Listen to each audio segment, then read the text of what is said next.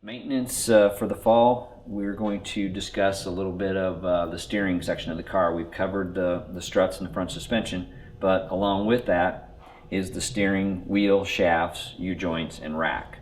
So the rack's real simple. Just make sure it's bolted up tight, make sure the car turns smooth left to right.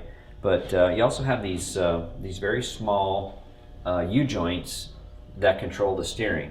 So there shouldn't be any play from the steering wheel to the wheel. I mean, it should be positive, just like this car is. There's no play, no slop. So over time, just from use, from loading the car, unloading it, driving around the pits, driving the starting line, these little joints can wear. The bolts can loosen up. They can just get a little bit of slop in the hole there, and they need to be addressed. And it's just simply tightening up the bolt. They're just sleeved on there and then through bolted, and they're going to have a nut, like a jet nut or a nylock nut on the back side.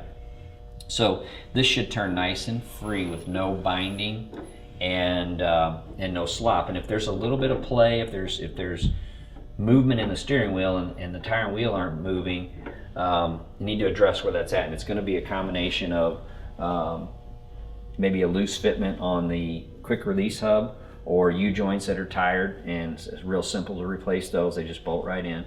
Could be some wear in the rack, which the racks are not expensive and they're easy to put on. So just determine where that extra movement is coming from, and let's replace that part and keep the steering nice and tight.